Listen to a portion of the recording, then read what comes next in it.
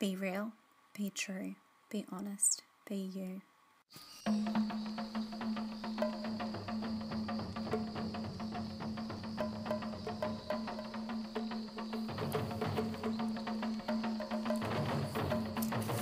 Peace, love, and light.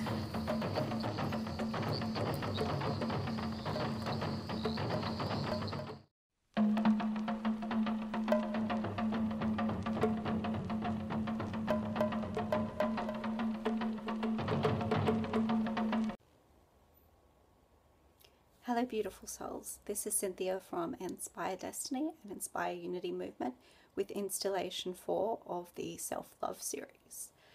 So today I'm going to go into a little bit more depth around dealing with negative opinions of others and how we can use these as a way to find deeper self-love and to be able to feel liberated and unattached to the negative impressions that other people have of us, and how we can get something positive out of them as a sense of feedback. So to start off, I wanted to give a few of my personal definitions of these situations. First off, when it comes to other people's opinions and projections of us, a lot of the time what we see of people's opinions or judgments is actually a reflection of where we judge ourselves and where we feel unworthy. So first off the bat, that's a really wonderful opportunity for us to see in our external reality where we are potentially speaking negatively, thinking negatively about ourselves, where there is room for healing. All experiences through our personality, in our body, in our lives, these are opportunities for lessons and for healing within ourselves. So if you have an understanding of laws of attraction and how everything outside of you reflects part of your inside and different quantum physics, this is something that you'd be familiar with. So if you're not, it's a law that everything outside of us is a reflection of what lies within, or there's a quote in a lot of different practices. One of them is from the Hermetica, and that's as above, so below. So whatever is external, there is also internal. Whatever is on a greater scale is also on a smaller scale. So we can use any experience we have, even if it feels adverse, as a way for us to deeper understand ourselves.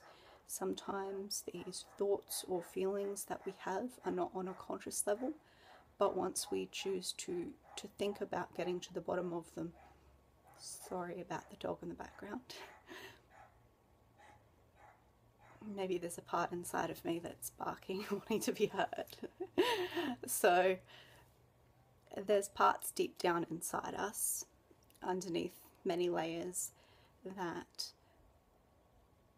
we may not be consciously aware of. So when an experience brings it to our attention and we decide to be objective and to take our ego self away for a second and look at it as if we're someone else, look at it without all of those emotions, and see, well, where can this possibly aid us in growing to be happier and to feel more fulfilled and to not be as victim by our circumstances? Where can we become empowered in our situation? So this is where it becomes really important that you can find benefit and lessons in ways to love yourself further throughout these adversities. Something else to keep in mind as well, and it's another definition I'll make, is from the other person's perspective, what they're seeing in you that they might be judging is also how they judge themselves. So what you're picking up from them is a reflection of deep down what you're judging, but what they're judging you on is a reflection of them. So you are also in some ways helping them. If they're not wanting to admit that, that's not your responsibility.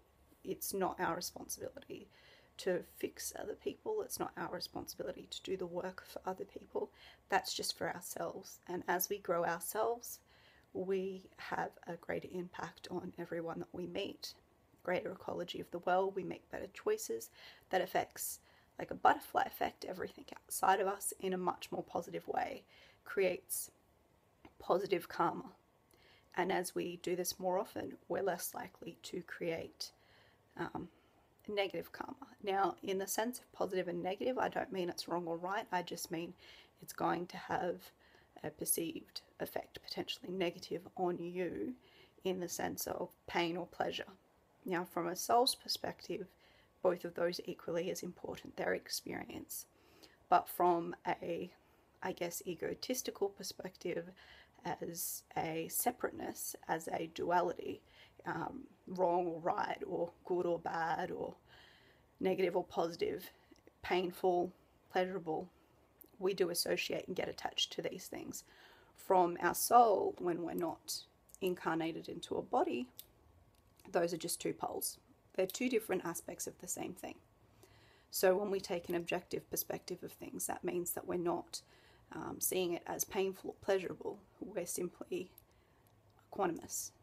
And this is a goal of a lot of yogis, a lot of monks and things like this, where they get to a state of peace in their meditation, where they remain unattached, because you don't create suffering when you're not attached. You also don't create an increased amount of pleasure. There's just this sense of peace, which to some people can get to a point of a higher degree of bliss. That's not necessarily extreme pleasure. It's something totally different. It's transcendental. It's beyond what we can, on a dense scale of our mind, comprehend. It's something that's not as limited as in our body, as separate. So we can thank these people. What I suggest in these situations where we're presented with adversity or judgment of others is we reflect. We uncover in ourselves what we are seeing through them. So it's not necessarily as simple as, well, we're judging ourselves the same way they're judging us. There could be something smaller, there could be something slightly different. But the reason that it is affecting us and it is triggering something in us is because it's bringing up from what's inside us what it is we're judging of ourselves, or we need healing within ourselves. So these are great opportunities to find deeper level of love within yourself.